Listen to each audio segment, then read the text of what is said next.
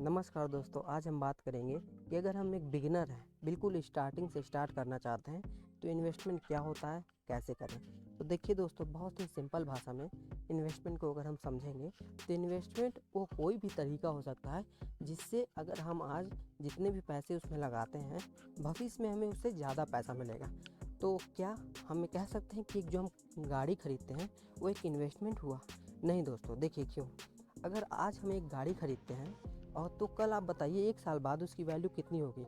आज अगर आपने 10 लाख की गाड़ी खरीदी है तो जाहिर सी बात है अगले साल उसकी वैल्यू कम रहेगी, तो एक इन्वेस्टमेंट नहीं हुआ। लेकिन आप एक घर खरीदते हैं, क्या एक इन्वेस्टमेंट हुआ? जी हाँ, बिल्कुल हुआ, क्योंकि भविष्य में उस घर की कीमत ज़्यादा ही मिलेगी। सेम इसी तरह गोल्ड में अगर पैसा लगाते हैं, ये भी एक इन्वेस्टमेंट हुआ। इसी तरह स्टॉक मार्केट में जब हम पैसा लगाते हैं, वो भी इन्वेस्टमेंट होता है। तो 3-4 चीज़ें हैं जो इन्वेस्टमेंट के दायरे में आती हैं। अब इसमें हमें देखना क्या होता है कि कौन इन्वेस्टमेंट हमारे लिए अच्छा है, कौन इन्वेस्टमेंट हमारे लिए बुरा है। तो देखिए दोस्तों, जैसे हम घर खरीदते हैं, 30-30, 40-40 लाख का एक घर मिलता है। कोई भी नॉर्मल जगह पे आप घर लेते हैं, ठीक ठाक, बहुत छोटे घर की बात नहीं कर रहा हूँ, एक नॉर्मल घर एवरेज साइज़ का लेंगे, 30-40 लाख का पड़ जाता है। लेकिन उसमें रिटर्न कितना मिलता है? 10 साल बाद उस घर की कीमत दुगनी होती है। समझ रहे हैं? 30 लाख का 60 लाख होने में कम से कम 10 साल आपको लग जाते हैं। इसी तरह गोल्ड में है, तो गोल्ड में भी आपको लगभग 10%, 9-10% का रिटर्न मिलता है।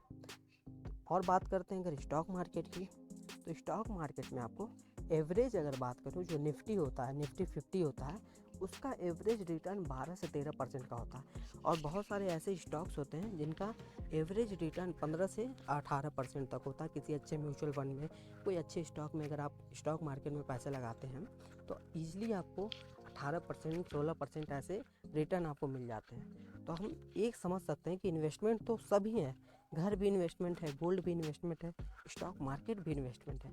लेकिन उनमें जो सबसे अच्छा है वो स्टॉक मार्केट है। लेकिन स्टॉक मार्केट का इसका मतलब ये नहीं है कि अपने सारे पैसे आपको स्टॉक मार्केट में लगाने हैं। मान लेते हैं अगर हमारे पास 30 लाख रुपए हैं, तो हम एक कर सकते हैं, 10 या 12 लाख का एक घर खरीद सकते हैं, 1 से 2 लाख का हम गोल्ड ले सकते हैं। क्योंकि गोल्ड हमें हमेशा, जैसे हमारी वाइफ है, हमारी मदर है, हमारी सिस्टर है, इन सब की शादी है, शादी में गहने पहनते हैं हमारे घर की औरतें, पुरुष भी अंगूठी चेन वगैरह पहनना पसंद करते हैं। तो इतने तक का आप सोना खरीद लीजिए जितने में आपका काम हो जाए, 1 से 2 लाख में आपका ये काम हो जाएगा।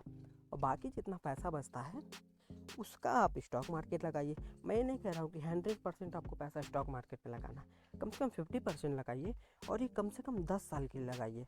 ऐसा नहीं है कि 1 साल 2 साल के लिए आपने लगा दिया और भूल गए, नहीं, इसको 10 साल के लिए लगाइए और मैं गारंटी कहता हूँ कि आपका पैसा बढ़ेगा।